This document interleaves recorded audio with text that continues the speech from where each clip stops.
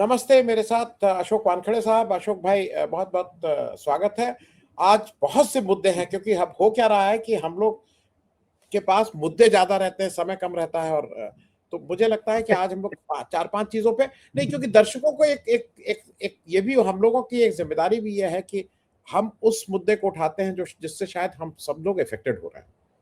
CBSE, मुझे CBSE नहीं देना है, लेकिन मेरे घर में बहुत से बच्चे हैं जो सीबीएसई बोर्ड में से प्रभावित हो रहे हैं, पहले हुए या अभी हुए।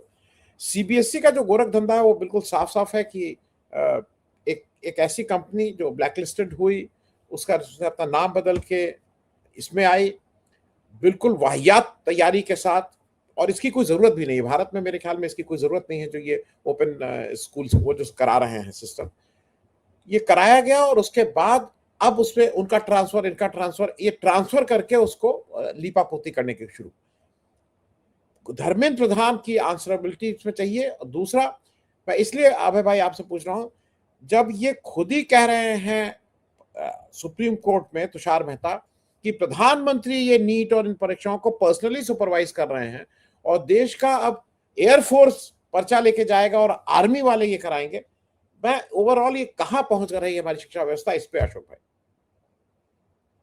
ये मूर्ख बना रहे देश को, ये मूर्ख बनाने का काम है। इनकी डकैती पकड़ी गई, चोरी पकड़ी गई, इसलिए ये बोल रहे हैं। ये जानते नहीं थे, ऐसा नहीं था, ये वही होना था। तेलंगाना में 22 लोगों ने, बच्चों ने आत्महत्या की, यही कंपनियां उसमें इन्वॉल्व थी। नाम बदल के, चोला बदल के आप फिर आते हो, पिछले रास्ते से आते हो। रांची के एक 17 साल के बच्चे ने पूरा टेंडर में कितना मैनिपुलेशन किया, इसका पूरा लेखा जोगा, मतलब 17 पॉइंट का प्रेजेंटेशन उसने स्टैंडिंग कमेटी के सामने दिया। 30 सांसद थे, सब बिल्कुल हक्का भक्का रह गए। उसमें कई बीजेपी के हैं, बोल नहीं पाए क्योंकि, और उसके बाद सरकार की तरफ से एक ही स्टेटमेंट आ गया कि हमने कानूनी रूप से टेंडर की सारी फॉर्मेलिटीज पूरी करी। अरे जब टेंडर ही बदला आपने, जब टेंडर ही अमेंड किया, टेंडर में ही क्लॉज अमेंड किए किसी को अकोमोडेट करने के लिए, धारावी में भी आपने वही किया अडानी को अकोमोडेट के लिए, यहाँ पे भी ये किया। और सबसे दुर्भाग्यपूर्ण बात है कि हमारे बीच में भी कई ऐसे दलाल बैठे हैं जो पत्रकारिता का चोला लेके बैठे हैं। एक लड़का जिसने ये जो गलतियां हैं सीबीएसई की और इस वैल्यूएशन में हुई है, खासकर उसके फिजिक्स के पेपर में, रिवैल्यूएशन में उसने देखा तो दूसरा ही पेपर आ गया। जब उसने ये बात कही सोशल मीडिया पे, तो हमारे यहाँ आपके और मेरे पैसे से तनख्वाह लेने वाले, क्योंकि वी आर टैक्स पेयर्स, हम टैक्स देते हैं, दूरदर्शन सरकार का टैक्स, लोगों के टैक्स से चलता है। वहां का एक अशोक श्रीवास्तव उस बच्चे को पाकिस्तानी कहता है। बताइए, छोटे बच्चे, क्या क्या देश के भविष्य को आप क्या मैसेज देना चाहते हैं? इसमें तो सीधे सीधे मैं तो सोचता हूं, क्या है, आप देखिए इतने दिनों से आप हमसे सीनियर हैं, आप जान रहे हैं, आप तो उस साइड पे भी रह रहे हैं, पॉलिटिक्स के साइड पे भी रहे हैं। आपको लगता है कि इस देश के किसी कैबिनेट मंत्री में कोई औकात है अपनी डिसीजन लेने की? सारे डिसीजंस तो दोनों गुजराती ले रहे हैं। प्रधानमंत्री जब बच्चों को बताते हैं कि पेपर कैसा लिखना, तो पहले प्रधानमंत्री अपनी जिम्मेदारी तो तय कर ले कि एग्जाम कैसी लेना। खुद के जिम्मेदारी में टोटली फेल है और दूसरे को बता रहे हैं कि तुमने कैसा करना। तो कुल मिलाकर इसमें तो सीधे प्रधानमंत्री रिस्पॉन्सिबल है। क्या कर रहा है वो धर्मेंद्र प्रधान, क्या कर रहा है? वो तो इस राज्य से उस राज्य में उसको पॉलिटिकल अपॉइंटमेंट का काम कर दे देते, संगठन का ज्यादा काम करता है वो। और क्या किया आपने? सीबीएसई के चेयरमैन को और अध्यक्ष को ट्रांसफर किया। इनके ऊपर तो इनको टर्मिनेट करके क्रिमिनल ऑफेंस एफआईआर दर्ज होनी थी, नहीं की। अब मैं आप सब दर्शकों को यह भी बताना चाहता हूं कि ट्रांसफर के मायने क्या होते हैं। आप हमारे साथ चोरी में शामिल थे, अब क्योंकि पकड़े गए हैं तो हम आपका बलि देने का नाटक करेंगे, सिर्फ नाटक करेंगे। आपको हम टर्मिनेट नहीं करेंगे, आपके ऊपर कुछ कार्रवाई नहीं होगी, आपको ट्रांसफर करेंगे। और आप देखना ट्रांसफर के बाद 1 महीने के बाद इनकी पोस्टिंग कितनी बढ़िया जगह पे होती है। आपको याद होगा 2000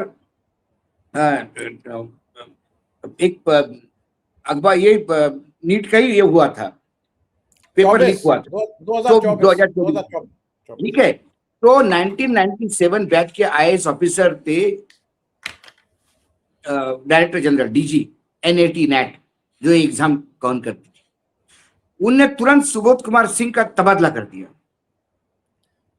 लोगों ने तालियां बजाई। तबादला कहा कर दिया? He had become the principal secretary to CM Chhattisgarh. Chhattisgarh सरकार चलाने का काम दे दिया उनको, जो नीट का पेपर नहीं करवा पा रहा था, क्योंकि उस लीक में भी पूरा सरकारी तंत्र शामिल था। वो लूट थी, वो डकैती थी, वो पैसा कमाने का तंत्र था। क्या उस, अभी हम ढूंढ रहे हैं, हमने भी अभी लगाए हैं लोग, हमको भी धीरे धीरे जन्म कुंडलियां मिल रही है। क्या उस कंपनी का कोई डायरेक्टर अमेरिका में है? क्या अमेरिका में वो बड़ा शेडी कैरेक्टर माना जाता है? क्या किसी मंत्री के लड़की का वो वहां पे लोकल गार्डियन है? बहुत सारी चीजें सामने आ रही है, बहुत सारी चीजें। कुल मिला के ये आई वॉश है। ये इसमें प्रधानमंत्री को ही ओनर्स लेना पड़ेगा। जब बच्चों को एग्जाम कैसे देना ये बताते हैं प्रधानमंत्री, तो प्रधानमंत्री ये भी बताए कि ये एग्जाम लेने में मैं फेल हो गया हूं, ये मेरी जिम्मेदारी है और मैं अब यहां से उतर जाता हूं। लेकिन मैं क्या करूं, आप ही के उत्तर प्रदेश के बड़े कद्दावर नेता है जो अभी दिल्ली में बड़े रक्षा मंत्री पद पे बैठे हैं, नींबू मिर्ची मंत्री बोलता हूं मैं, क्योंकि वो राइफल को नींबू मिर्ची बांधने गए थे और एक खुद प्रोफेसर थे, मुझे पता नहीं कौन सी यूनिवर्सिटी में प्रोफेसर, कैसे इनको प्रोफेसर बनाया। ये नींबू मिर्ची छाप मंत्री जो है आपका राजनाथ सिंह जी, उन्हें बाकायदा ये बोला है ऑन रिकॉर्ड, वो क्लिप्स अवेलेबल है वीडियो पे। उनने कहा कि ये एनडीए है, यहाँ इस्तीफे नहीं होते। मतलब हम एनडीए वाले हैं, हमको लज्जा और शर्म है नहीं, निर्लज्जता का उच्चांक हम पा चुके हैं, हम इस्तीफा नहीं देंगे। जी। तो धर्मेंद्र प्रधान के बारे में मैं जो सोच रहा हूं, ये धर्मेंद्र प्रधान का इस्तीफा ले भी लेंगे तो धर्मेंद्र प्रधान बहुत दिनों से खुद चाह रहे हैं राज्य में वापस जाने के लिए। वो उड़ीसा में मुख्यमंत्री बनना चाहते हैं। और उड़ीसा से मुझे आज ही सुबह खबर मिली, सुबह मेरी उड़ीसा के कुछ लोगों से बात हो रही थी, उन्होंने बताया कि धर्मेंद्र प्रधान के जितने फॉलोअर्स हैं, जितने उनके करीबी लोग हैं, वो बिल्कुल तैयारी में लगे हुए हैं इस बात पे कि अभी बहुत जल्दी साहब मुख्यमंत्री बनने वाले हैं। तो धर्मेंद्र प्रधान को यहाँ से निकाल भी लिया जाएगा कि जो मंत्री, जो मुझे आरोप लगा के कि तुम मंत्रालय ठीक से नहीं चला पाए, उसको एक राज्य चलाने के लिए दिया जाएगा। जी अशोक भाई, मैं एक चीज आपको बीच में जरा टोक रहा हूँ। मैं इसलिए सिर्फ, वो राजनाथ सिंह फिजिक्स, सबसे बड़ी बात ये फिजिक्स के टीचर थे, साइंस सब्जेक्ट हाँ। के थे, और मिर्जापुर नहीं का तो एक केबी पोस्ट ग्रेजुएट कॉलेज। उन्होंने, नहीं, आप शायद उन्होंने भी इंटर पॉलिटिकल साइंस वाली यूनिवर्सिटी से फिजिक्स किया होगा, थोड़ी आपकी जानकारी ठीक कर लीजिए आप। वहां नींबू मिर्ची सिखाते होंगे कि राइफल यदि हवा में उड़ता है तो नींबू मिर्ची बांधने से उड़ता है, राइफल की कोई अपनी टेक्नोलॉजी है नहीं। नहीं अशोक और भाई, अभी एक चीज जरा, जी जी अशोक भाई, मैं मुझे बीच कुछ में एक चीज, ऑफिसर, सीनियर ऑफिसर बोल रहे थे HAL के, बोले तेजस भी हमारा जो थोड़ा सा ग्राउंड राउंड हो गया, तेजस में प्रॉब्लम ये है कि बोले हमने कई हमारे साइंटिस्ट को बोला कि अरे भाई तुम छोड़ दो ये ड्राइंग वाइंग, थोड़ा सा एक आध बार रक्षा मंत्री को बुला के नींबू मिर्ची बंधवा लो तेजस से, ये भी रैपल जैसा काम करेंगे। लेकिन बोले हमारी कोई सुनता नहीं, अशोक जी एक आध शो इस पे करिएगा ताकि थोड़े से HAL वाले को भी लगे कि वो बड़ी गलती कर रहे हैं। अशोक भाई, एक और इम्पोर्टेंट काम वो हुआ है, और मेरे ख्याल में वो लॉन्ग टर्म पॉलिटिक्स के लिए इम्पोर्टेंट। कर्नाटक में नेतृत्व परिवर्तन हुआ है कांग्रेस में। उस पे कुछ लोगों का कहना है कि दोनों पक्ष में है, लेकिन एक पक्ष का ये कहना है कि अगर कर्नाटक में 2028 में जो चुनाव होना है, अगर ज्ञानेश कुमार के नेतृत्व में बीजेपी चुनाव लड़ने जा रही है, तो ज्ञानेश कुमार का टक्कर केवल DK शिव कुमार दे सकते हैं। सीधा रमैया, बहुत अच्छे आदमी, बहुत अच्छे सीधे आदमी, सज्जन आदमी, बढ़िया पॉलिटिक्स करने वाले, लेकिन ज्ञानेश कुमार के मैच वो नहीं हो सकते। उनको मैच करने के लिए DK शिव कुमार है। मैं इस पे भी आपकी एक टिप्पणी चाहूंगा। देखिए DK शिव कुमार बहुत अच्छे हैं। DK शिव कुमार युवा है। DK शिव कुमार के पास वो, देखिए क्या है, कुछ नेता ऐसे होते हैं कि जो वाकई निर्णय लेने में बहुत तेज होते हैं। जैसे मैं चंद्रबाबू को भी बोलता हूँ, यदि उनको आंध्र प्रदेश का विकास करना है तो वो फिर चाहे कुछ भी हो जाए वो आंध्र प्रदेश के विकास के लिए काम करेंगे। DK शिव कुमार भी उसी में से है। दूसरी बात है कि वर्तमान स्टालिन थे, हाँ, स्टालिन थे, ये थे। दूसरी बात है जो महत्वपूर्ण, जो मुझे लगता है, KCR भी थे। KCR ने भी तेलंगाना में बहुत अच्छा काम किया था। लेकिन अब एक दूसरी बात जो है महत्वपूर्ण, वो ये है कि डरपोक नेता नहीं चाहिए। DK शिव कुमार और अशोक चौहान का राजनीतिक करियर बिल्कुल साथ साथ शुरू हुआ है। वहां थोड़ी ईडी का फटकार चली, वहां के फुट फुट के रोए और बीजेपी में चले गए। ये आदमी 50 दिन जेल में रहा लेकिन नहीं गया कांग्रेस छोड़ के बीजेपी में, जबकि सबसे बड़ा इसका बिजनेस साम्राज्य भी बहुत बड़ा है। इसके बावजूद सारे रिस्क लेके उन्होंने कहा कि नहीं मैं कांग्रेस के साथ हूं। तो ऐसे थोड़े मर्द कांग्रेस को चाहिए। कांग्रेस के पास क्या है, ये तो नामर्दों की फौज है बहुत सारी जो जल्दी डर जाती है, या फिर नामर्दों की मतलब मैं सभी को नहीं कह रहा हूं, जो बचे हैं कांग्रेस में वही मर्द है। बाकी जो भाग के गए वो तो सब डर के मारे गए, हम जब सब जानते हैं, चाहे अशोक चौहान हो चाहे कोई वो वीके पाटिल हो। लेकिन दूसरी बात जो मैं कह रहा हूं वो ये है, कांग्रेस में या तो जो डरपोक थे वो चले गए, जो है बेचारे लगातार संघर्ष कर रहे हैं उनको तवज्जो नहीं दी जाती क्योंकि सारा स्लीपर सेल यहाँ बैठा हुआ है। और आप देख रहे होंगे कि केसी वेणुगोपाल 2 दिन पहले तक यही स्टेटमेंट दे रहे थे कि कोई बदलाव नहीं होगा कर्नाटक में। ये जनरल सेक्रेटरी ऑर्गेनाइजेशन है, इनको इतनी भी मालूम नहीं थी, इनको मालूम था वहां बदलने जा रहा है, लेकिन ये प्रेशर टैक्टिस थी। ये लगातार चाहते थे कि वहां अपने लोग बने रहे, सीतारामैया बने रहे। अब दूसरी लॉबी जो थी प्रियंका गांधी वाली, वो चाहती थी कि किसी भी हालत में ये लोग आ जाए, क्योंकि उन लॉबी के पास भी बघेल सत्ता से जाने के बाद वो एटीएम कमजोर हो गया थोड़ा, तो अब एक कोई तो भी दूसरा चाहिए, वो है। लेकिन इस दिल्ली और बेंगलोर की राजनीति के बीच में कर्नाटक के लिए एक अच्छा कदम है ऐसा मैं समझता हूँ। बस अब डीके शिव कुमार ने अपने तरह से सरकार चलानी चाहिए, ज्यादा दिल्ली का इंटरफेरेंस नहीं हो, क्योंकि मैंने सुना कि कुछ मंत्रियों के लिए, जो मंत्री जिन्होंने पार्टी का नुकसान किया, ऐसे लोगों के लिए भी दिल्ली से कुछ लोग प्रेशराइज कर रहे हैं कि इनको कैबिनेट में लिया जाए। जिन्होंने केरल में भी बड़ी सर्विस दी, केरल में काफी किसी एक आदमी के लिए लॉबिंग का प्रयास किया, अब वो आदमी चाहता है कि मुझे मंत्री बनाया जाए। तो ये डीके शिव कुमार को बहुत देखने लगा, और राहुल गांधी को थोड़ा फ्री हैंड देना चाहिए। देखिए फिर बीजेपी में और आप में क्या फर्क रह गया यदि आप बंधुआ मजदूर जैसे आप ये करेंगे तो। कर रहे हैं। जैसा आपने अशोक भाई, केरल में बहुत अच्छा डिसीजन लिया, केरल में मुख्यमंत्री बहुत अच्छा आपने जी दिया है, लेकिन उसको फ्री हैंड भी देना होगा केरल में। फिर दिल्ली से ही लोग उसको काम नहीं करने देंगे तो फिर कोई मतलब नहीं है। उसका सुक्खू हो जाएगा बेचारा। सुक्खू को इन्होंने मुख्यमंत्री तो बनाया, लेकिन इतना घेर के रखा कि आखिर सुक्खू को ये बोलना पड़ा राहुल गांधी जी के पास जाके कि साहब मुझे मुक्त कर दो, अब मैं ये संदीप सिंह जैसे लोगों को झेल नहीं सकूंगा। और फिर अल्टीमेटली जो तथाकथित संदीप सिंह का रोल कम किया जाएगा। तथाकथित बोला जाता है, लेकिन he is very much active, आज भी वही इन्फ्लुएंशियल है। करेक्ट तो ये करेक्ट। बहुत सारी चीजें कांग्रेस को भी देनी होगी। मैं अशोक भाई, एक और चीज हुई, और वो इसलिए उस पर हम लोगों को, दर्शकों को भी नजर रखनी चाहिए। ममता बनर्जी 15 साल वहां पे चीफ मिनिस्टर रही, दबंग चीफ मिनिस्टर की, बिल्कुल स्ट्रीट फाइटर, हम सब मानते थे। लेकिन सरकार जाने के 15-20 दिन के अंदर जिस तरह से वो, जितना फ्रेजाइल टीएमसी दिखा, उतना तो मुझे हाल के दिनों में कोई दल नहीं दिखा है। और सबसे बड़ी बात मुझे अजीब सी ये लगी अशोक भाई, कि अभिषेक बनर्जी की पिटाई होती है और वहां कलकत्ता में उनको एडमिट नहीं कर पाते हैं, वो सब डिनाई मैं कर देते हैं। मैं मैं इस पे जरा आपका एक को करना चाह रहा हूँ कि इतनी आनंद, फ्रेजाइल टीएमसी कैसे।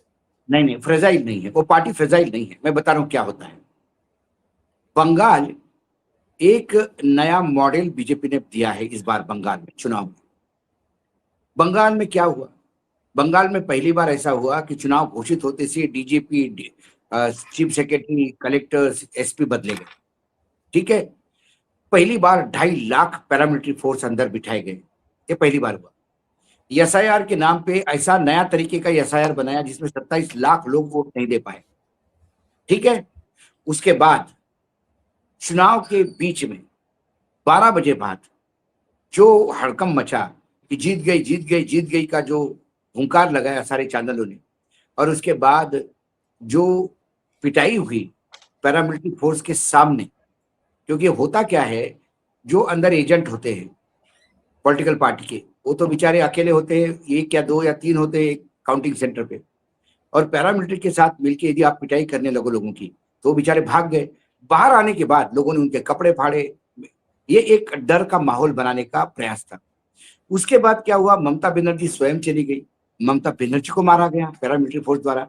ममता बनर्जी ने कहा मुझे मारा, चुनाव आयोग ने कहा नहीं मारा, लेकिन फिर वीडियो फुटेज रिलीज कर दे कि ममता जी आई, डांट डूट के चली गई, और सब लोग रिस्पेक्ट कर रहे थे, तो ममता जी मुंह पे गिर जाएगी। लेकिन ममता जी को मारा होगा तो आप वीडियो फुटेज नहीं दे रहे। 100 कॉन्स्टिट्यूंसीज का वीडियो फुटेज मांग रहे हैं, 12 बजे के काउंटिंग के बाद का नहीं दे पा रहे। काउंटिंग बिल्कुल वन वे हुई, उसके नतीजे आ गए, और उसके बाद 3 दिन तक जो नंगा नाच चला बंगाल में, जो मारा पीटी, दुकान तोड़, ऑफिस तोड़, ये तोड़ वो तोड़, उससे एक भय का माहौल बना दिया गया। भय का माहौल क्या है? यदि गुंडाइज्म को पूरा सत्ता संरक्षण मिलता है तो क्या होगा? आप मुझे बताइए ना, क्या होगा? तो लोग तो डरेंगे, जान माल का। भाई हर एक को पता है कि यहाँ पे अभिषेक बैनर्जी को ही हत्या उसकी हो जाती, हेलमेट वो पुलिस वाला उनको नहीं देता तो हत्या हो जाती उस दिन। और मुझे लगता है 1 आध 2 साल में ममता बनर्जी को भी ऐसा ही कुछ उनके साथ हो गया तो आश्चर्य नहीं होगा। उससे एक भय फैला गया, और भय ये है कि कोई अब टीएमसी का कार्यकर्ता रास्ते पे उतरने के पहले 3 बार सोचेगा, क्योंकि 25 लोग उसको मारेंगे, उसको सुरक्षा के लिए कोई नहीं है, कोई सुरक्षा के लिए नहीं है। पैरामिलिट्री फोर्सेस के लोग हाथ में स्टेन गन, उनके गले में बिल्कुल ऑटोमेटिक गन थी, और वो कैमरे से वीडियो उतार रहे, लोग मार रहे तो, लेकिन इंटरवेन नहीं कर रहे।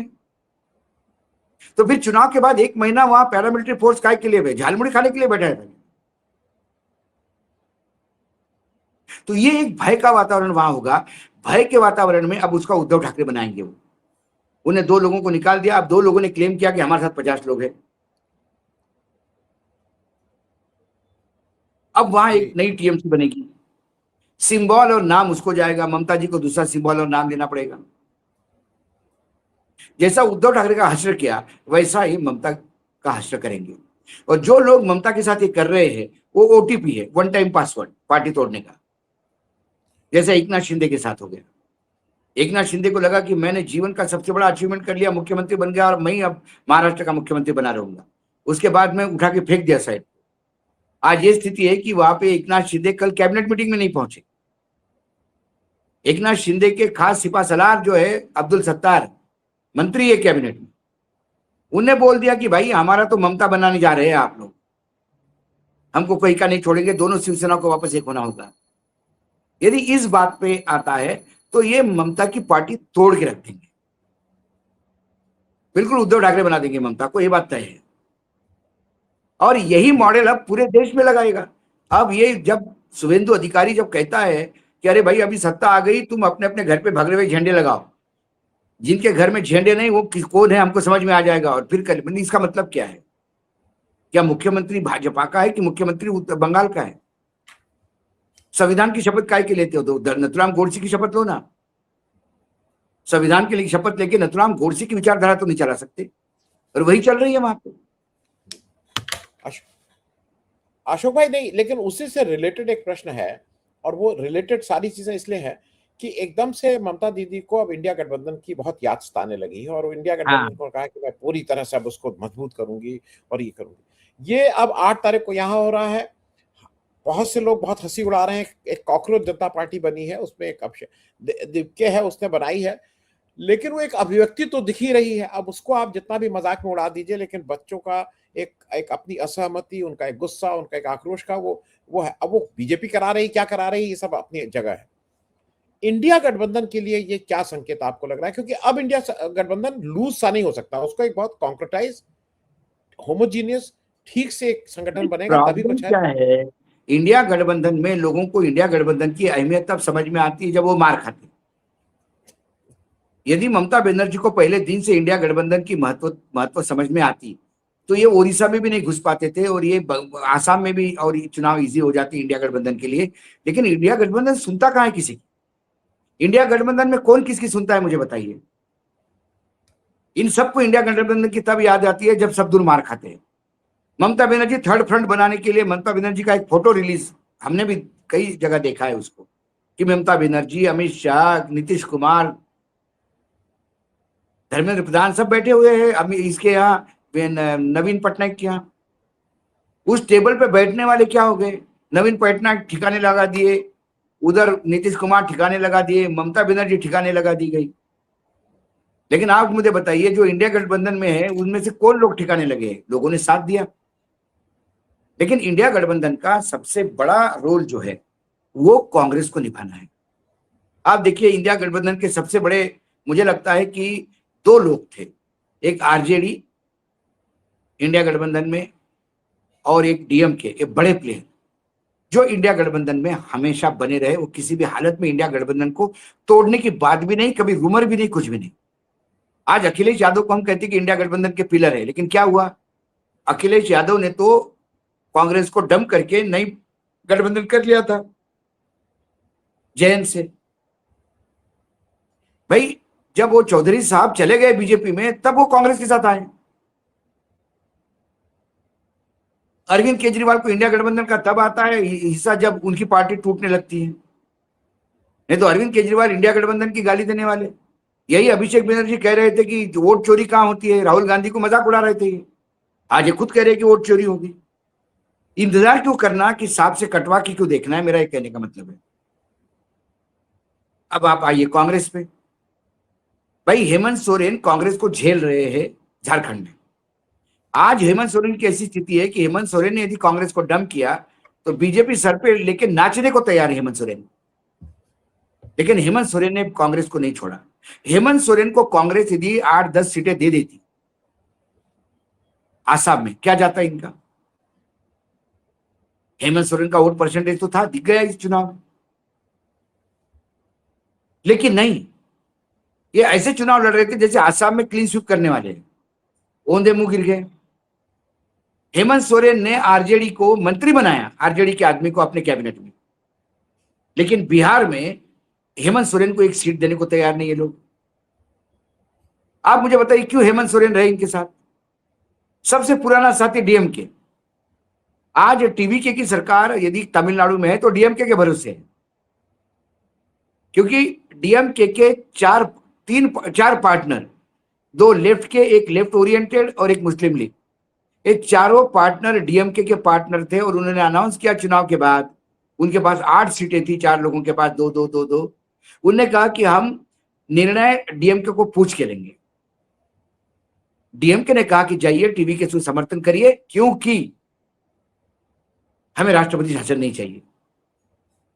कांग्रेस भी ये स्टैंड लेती तो आज डीएमके के संबंध भी अच्छे रहते। लेकिन कांग्रेस ने तुरंत जाके डीएमके के साथ, मतलब टीवी के में सत्ता के लालच में दिल्ली वालों ने उसको हाँ कह दी। और चलो ठीक है, हाँ कह दी, उसके बाद भी राहुल गांधी जाते बात करते तो फिर भी पैचअप की बात करती। मणिकम टागोर जैसे जो बीजेपी के स्लीपर सेल बैठे हैं पार्टी में, उनने ट्वीट कर दिया।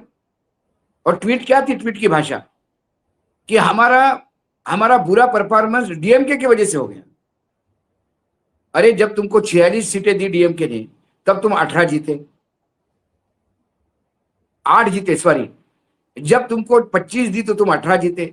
इस बार तुमको 28 दी, 3 ज्यादा दिए, तो तुम 5 जीते। इसमें डीएमके क्या करेगी? मणिकम टैगोर भी खुद डीएमके के भरोसे जीता, नहीं तो ये डीएमके को छोड़ के अपनी सीट निकाल ले कांग्रेस के भरोसे। यहां तक तो ठीक है। आगे वो कहता है कि जिसको जनता ने रिजेक्ट किया उसको साथ में क्यों रखे? तो जनता ने तो कांग्रेस को 2014 से रिजेक्ट कर रही है जनता, फिर भी डीएमके आपके साथ है। कल स्टैलिन भी सोचे कि जनता ने तुमको रिजेक्ट किया तो मैं तुम्हारे साथ क्यों रहूं, मैं बीजेपी के साथ जाऊं। आज डीएमके बीजेपी के साथ होता तो ज्यादा खुश होता, सत्ता में वापस आता, गवर्नर भी तकलीफ नहीं देता। लेकिन उन्होंने कांग्रेस का साथ छोड़ा। कांग्रेस को यह देखना है कि हमारे दोस्त कौन, हमारे दुश्मन को। राहुल गांधी को सबसे पहले बीजेपी से लड़ने के पहले कांग्रेस के अंदर जो बीजेपी के एजेंट बैठे हुए हैं उनसे लड़ना बहुत जरूरी है, बहुत जरूरी है। हाँ अशोक भाई, मैं 1-2 और छोटे छोटे रह गए हैं, लेकिन मैं एक चीज कहूं, देखिए मुझे, मैं अपना भी वो करूं, कांग्रेस में तो बहुत ज्यादा मतलब उसकी जरूरत है इंटरनल वो। लेकिन ममता बनर्जी को यह भी याद रखना होगा कि उन्होंने जगदीप धनखड़ का साथ दिया था, जो विपक्ष के कैंडिडेट थे, उनका मार्केट डेवलपर का साथ नहीं दिया था। आप वहां पे अशोक भाई एक एक सीट, अगर सांकेतिक रूप में आपकी सबसे खराब सीट जो थी वो 2024 के चुनाव में एक लेफ्ट को, एक कांग्रेस को दे दी होती तो आज आपका मुंह रहता है कहने का, देखिए मैं थी यूपी में आके लड़ रही। ममता तो अपने जो ममता का जो हश्र हुआ उसके लिए ममता खुद जिम्मेदार है, मैं अभी भी मानता हूं इस बात। लेकिन इंडिया गठबंधन में सबको साथ में रखने के लिए कांग्रेस को भी थोड़ा बड़ा दिल दिखाना होगा, बाकी पार्टनर्स को भी जो है उनको भी बड़ा दिल। अभी मुझे बताइए, आप खुद उत्तर प्रदेश से और आप उसी क्षेत्र से जहां जहां की मैं बात कर रहा हूं।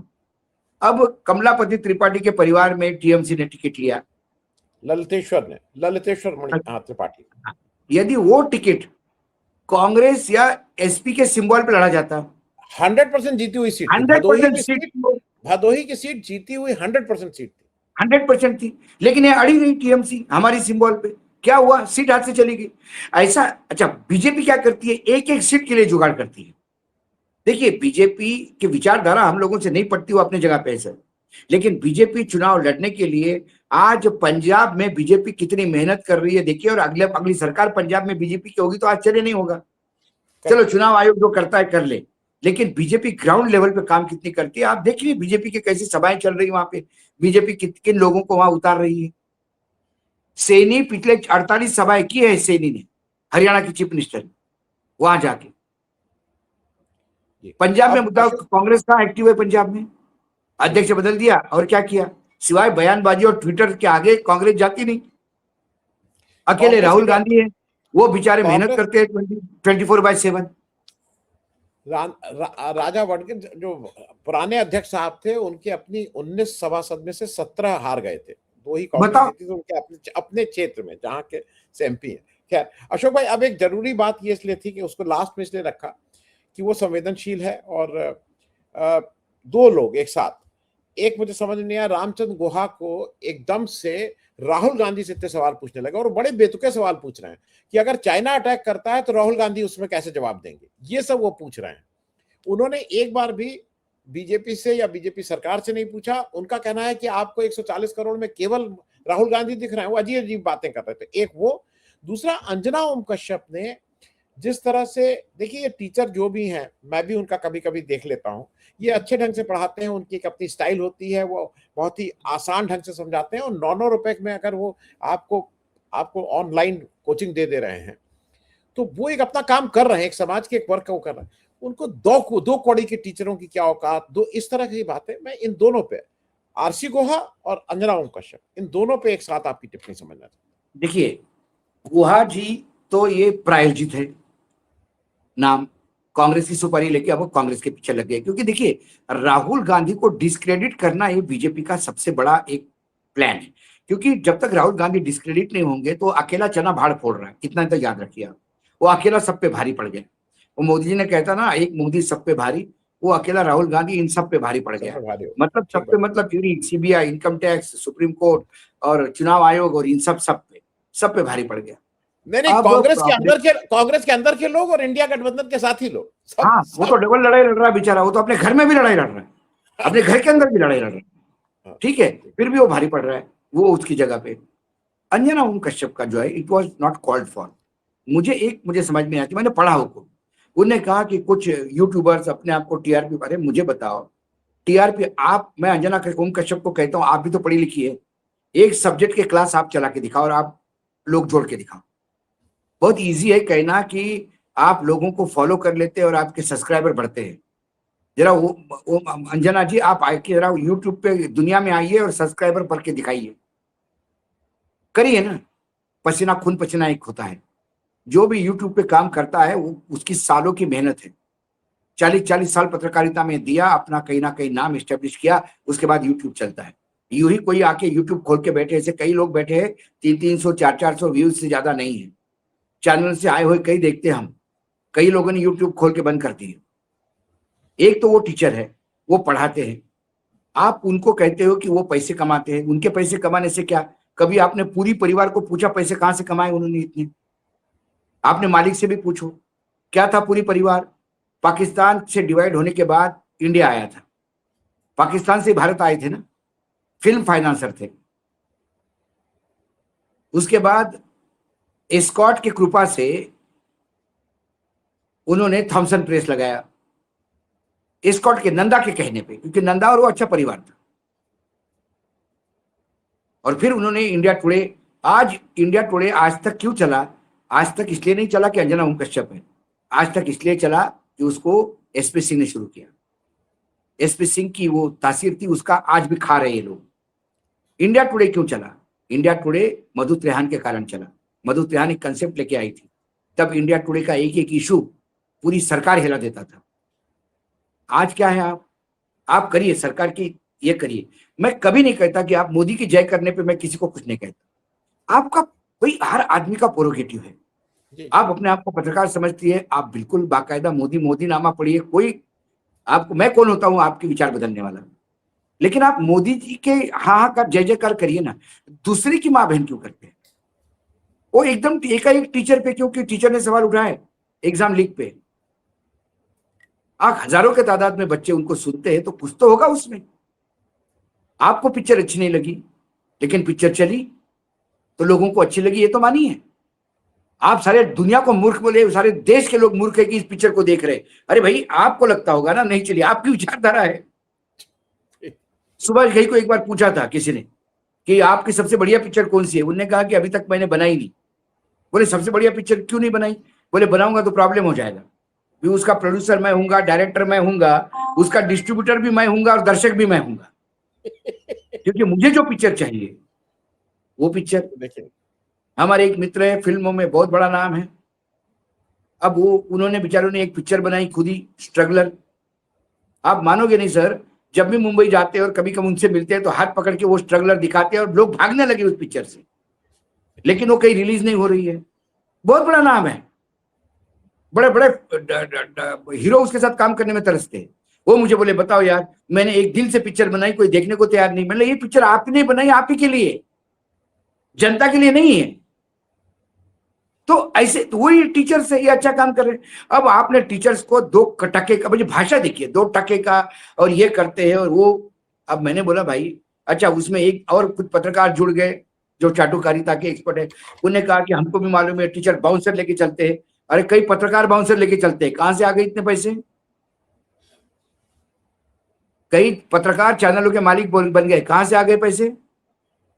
घर में चूड़ियां बेच के या जमीन बेच के, कहां से आ गए पैसे? वो बाउंसर लेके चलते हैं, उनका ऑब्जेक्शन नहीं है। आप चलती है तो आप सिक्योरिटी के लिए चलती है, आपको ऑब्जेक्शन नहीं है। आपको तनख्वाहें मिलती है, आप अपना लाइफस्टाइल, लोग अपने बंगले का वीडियो डालते हैं कि मेरा बंगला, मेरा घर, मेरे आज बर्थडे 25 केक का है, ये सारी चीजें आप सोशल मीडिया में डालते हो, ये कहां से आए? आप, कोई पैसा कमाता है उसको तकलीफ, वो यूट्यूबर पे वो कर रहे हैं वो तकलीफ, वो बोले एक्सप्लेनेशन बनाते लोगों को मूर्ख बनाते हैं। अरे लोगों को मूर्ख क्या बनाते हैं? और यदि लोगों को मूर्ख बना के, तो फिर मोदी जी सबसे ज्यादा मूर्ख बना रहे हैं लोगों को। कभी उनको भी सवाल पूछो। क्या कभी अंजना ओम कश्यप ने ये सवाल पूछा कि स्कूल, कितने स्कूल बंद हो गए पिछले 10 साल में? कितने स्कूल, प्राइवेट स्कूल को प्रमोट किया गया 10 साल में? 10 साल में स्कूल के प्रॉपर्टी फीस का क्या है? इनके बच्चे कहीं और पढ़ते हैं बड़े बड़े स्कूलों में, इनको आम आदमी की कोई तकलीफ मालूम नहीं। अंजना जी के शायद पति जो है वो सरकारी नौकरी में है, वो भी एक डर होगा उनको कि भाई कुछ बोल दे तो उनको नौकरी चली जाएगी, उन पे आ जाएगी, हो सकता है। तो फिर आप, डर है आपको। आपको यदि आपके चैनल की जो बात है वही कहनी है, तो आप मोदी जी की शुभेच्छा जय जयकार करिए। आप ये भी कह सकते हैं कि देखिए आज थोड़ी गर्मी कम हो गई, धन्यवाद दे मोदी जी को। आप ये कह सकते हैं कि देखो आज पीने का पानी आया 4 दिन के बाद, मोदी जी को धन्यवाद दे। हम तो 3 दिन पानी क्यों नहीं आया उस पर बात करेंगे, आप मत करिए। आपको हम बोलने वाले भी नहीं है, लोग आपको भी देखते हैं, देखने दीजिए, हम उनको भी गलत नहीं कहते। लेकिन कोई यदि यूट्यूब अभी मुझे बताइए, एक खरगोन में एक खबर छपी, मध्य प्रदेश डबल इंजन की सरकार, सर 50 फीट 70 फीट नीचे छोटी छोटी बच्चियां 9 9 10 साल की रस्सी को पकड़ पकड़ के नीचे उतर रही है कुएं में, जान पे खेल के। वो देख के दिल हिल जाता है, और एक एक कटोरी से पानी निकाल निकाल के मटका भर रही है। ये पानी की स्थिति है। क्या किया अंजना ओम कश्यप ने उस पर डिस्कशन किया? नहीं किया। क्या डबल इंजन की सरकार को सवाल पूछा? नहीं पूछा। फिर उसके बाद क्या हुआ? एक टीचर ने जो यूट्यूब चलाता है, उसने वहां 10 लाख रुपए डोनेट किए उस गांव में, कि मैं मेरे पैसे से, पर्सनल कमाई से 10 लाख रुपए दे रहा हूं, यहां कुछ इंजन विंजन बैठाइए ताकि नीचे से पानी ऊपर आ जाए, बोरिंग करवाइए, पानी की व्यवस्था करवाइए, बच्चियों को मत उतारिए। ऐसा कुछ किया आपने? पूरी साहब बहुत पैसे कमाते हैं, कितना CSIR किसी को दिया, कभी पूछा? मालिक को पूछिए कभी अपने। और ये सवाल मैं आज, लोग ये भी कहेंगे दर्शक, अशोक वानखेड़े आपने भी नौकरी कभी मालिक को पूछा क्या? ये अशोक वानखेड़े डंके की चोट पे कहता है। फ्री प्रेस जर्नल में जब मैं नौकरी कर रहा था तो हमारे ही मालिक के सगे साले ने, जो डायरेक्टर था कंपनी में, फ्री प्रेस जर्नल पे एग्जीक्यूटिव डायरेक्टर थे इंदौर के, उन्होंने अपना सिनेमा हॉल तोड़ के वहां कॉम्प्लेक्स बनाने का प्रयास किया, और बिना नगर निगम के परमिशन से। वो खबर छापने वाला और वो काम रोकने वाला भी अशोक वानखेड़े था। लेकिन तब अखबार के मालिक पुरी जैसे नहीं थे, अखबार के मालिक जेके करनानी जैसे थे, जिन्होंने इंक्वायरी की और मुझे प्रमोशन दिया और अपने साले को समझाइश दी कि अखबार चलाते हम, गलत काम करोगे तो ये अखबार आपके खिलाफ भी छापेगा। गर्व है मुझे आज। तो ऐसा कुछ करके दिखाइए आपको करना हो तो, या अपने पैसे से, अपने पॉकेट के पैसे, बहुत पैसे आते हैं आपके पास, उधर देख लीजिएगा। मराठी में एक कहावत है सर, स्वतःचं ठेवायचं झाकून आणि दुसऱ्याचं पाहायचं वाकून। मतलब खुद का छुपा के रख दो और दूसरे का झुक झुक के देखो। वो अंजना ओम कश्यप जी कर रही है, वो गलत है, ऐसा मुझे लगता है। उससे क्या पूरा पत्रकारिता बदनाम होती है, लोग गाली देते हैं। नहीं, और मैं आपको अशोक भाई, बताऊं, एक सिंपल, मैं मुंबई से आ रहा था सर फ्लाइट में, मेरे पीछे दो लड़कियां बैठी हुई थी और वो उनकी बातों से मुझे बार बार अरावली, वी शुड फाइट वगैरह ऐसा आ रहा था। तो मैं जब टॉयलेट के लिए जाने के लिए उठा और जब वापस आया तो मैंने वहां खड़े होकर उन लड़कियों को पूछा, मैंने बोला यू आर फ्रॉम राजस्थान? बोला यस। मैंने मुंबई में क्या करती है आप? हम जॉब करते हैं। बोले सर। तो मैंने अच्छा राजस्थान घर जा रहे हैं? बोले नहीं, अरावली बचाओ, हमारा कॉल आया है तो हम छुट्टी लेके जा रहे हैं अपने पैसे से, क्योंकि अरावली टूट जाएगा तो सब बर्बाद हो जाएगा। तो 4 लाख बच्चे इकट्ठा हो गए थे और सुप्रीम कोर्ट ने फिर तुरंत सुओ मोटो उसका ले लिया और स्टे लगा दिया। तब उन लड़कियों ने सब, मैंने पूछा अच्छा क्या करती है, कैसा है, सब पूछता है। तो बोला आप क्या करते हैं अंकल? मैंने बोला मैं पत्रकार हूं। बोले आप लोगों ने तो देश डुबाया है, क्या बताएं आपको? फिर मैं हंसा, मैं अशोक वानखेड़े हूं बेटा, मैं चैनलों पे काम नहीं करता, ये कभी जब उतरोगी तब यूट्यूब पे देख लेना। तो वो लड़कियां उतरी, उन्होंने तुरंत यूट्यूब पे देखा। बाय द टाइम जब नीचे आते आप और सामान के लिए इंतजार करते हैं, वो दोनों लड़कियां मेरे पास आई, we are very sorry uncle, आप तो हमारे साथ लड़ाई लड़ रहे हैं। लेकिन पत्रकार बोलते से जो छट करके उनके मुंह से आया, अरे आप लोगों ने तो देश डुबा दिया सर, आपसे क्या बात करना। ये रिएक्शन है, ये रिएक्शन ऐसे लोगों की वजह से होती है। Correct correct correct. ये प्रॉब्लम। और अशोक भाई, मैं सबसे अच्छा लगा उसमें से एक टीचर जो है, नाम हम लोग क्या लें, सभी टीचर ने अच्छा रिएक्शन दिया, किसी ने गाली गलौज नहीं की। उसने सिर्फ एक चीज कहा, उसने कहा कि भाई जब मीडिया अपना काम करना बंद कर दे तो ये शिक्षक की जिम्मेदारी हो जाती है कि वो बोले, नहीं तो ये मैं तो जिम्मेदारी के तौर पे ये करंट अफेयर्स बोल रहा हूँ, नहीं तो ये मेरा। हमारे पास सबसे बड़ा उदाहरण चाणक्य का है। जब अराजकता मची तो उस चाणक्य को, शिक्षक को बाहर आकर समाज को शिक्षित करना पड़ा। सभी लोग शिक्षक ही थे पहले, जो आजादी के आंदोलन में, इसमें से कितने शिक्षक थे। जी जी, चलिए अशोक भाई, बहुत बहुत धन्यवाद बातचीत करने के लिए। यहाँ पे मेरा मन कर रहा था इस बात को कहूं ना कहूं, मोदी जी विदेश से आते हैं, ये सारा मीडिया चिल्लाता है कि विदेश से आते ही कैबिनेट की बैठक में बैठ गए, मोदी जी ने तो बिना एक सांस भी नहीं लिया, पानी भी नहीं पिया, सांस भी नहीं ली, 4.5 घंटे की बैठक चली। फिर बताते हैं 4.5 घंटे की बैठक के बाद मोदी जी ने सब कैबिनेट मंत्रियों से कहा कि डिहाइड्रेटेड रहिए, बहुत गर्मी पड़ रही है, पानी पीजिए। ये बख्श दीजिए मुझे, मेरा प्रधानमंत्री देश की समस्याओं को निदान करने वाला चाहिए, ये दादी के नुस्खे देने वाला नहीं चाहिए। गर्मी होगी तो प्याज पॉकेट में रखो, गर्मी होगी तो पना पियो 3 बार। मेरी जिंदगी गई, मैं 60 साल की उम्र है मेरी, मैं ये मेरे दादी से, मेरे नानी से, मेरे माँ से सुनते सुनते अभी घर में पत्नी से सुनना पड़ता है कि सत्तू पी के निकलो, गर्मी बहुत है। इसके लिए मुझे देश का प्रधानमंत्री नहीं चाहिए। अशोक भाई, मेरे घर में जो काम करने वाली आती है वो इनसे बेहतर बता के मेरे यहाँ कर देती है, कुछ इलाज होता है। वही कहा, वो मेरे प्रधानमंत्री अपना काम करे ना भाई, विदेश नीति ठीक कर ले, थोड़ा सा कर ले। वो यूरोपियन यूनियन को सर पे लेके नाच रहे थे, वो जाके जूता मार गए पाकिस्तान में जाके, जम्मू कश्मीर का भी रेफर दिया और सब रेफर दिया। या नेपाल आपको आके दिखा रहा है, अमेरिका रोज जूते मार रहा है, रुपया नीचे गिर रहा है, किसान आत्महत्या कर रहे हैं, बच्चे आत्महत्या कर रहे हैं, पेपर लीक हो रहे हैं, पीने का पानी नहीं है, इंदौर जैसे शहर में मारामारी मची ये हुई है। इन अब सारी तो चीजों आगे को कोई आपके अशोक पास भाई चालाक नहीं है। समय नहीं है, अब तो आ गया कि आप सोना बेच रहे हैं भाई, रिकॉर्ड सोना बेच दिया जो आज तक हाँ भारत हाँ, में नहीं बेचा। आरबीआई का आज रिपोर्ट आया, ब्लूमबर्ग की रिपोर्ट है कि आरबीआई ने सोना बेचा। आरबीआई तो चुप है, 50। ये ऐसी हाँ, चीजें में ये बात नहीं करते, ये चुप रहते बिल्कुल। चलिए, thank you so much Ashok भाई, बातचीत करने के लिए बहुत बहुत धन्यवाद, थैंक यू।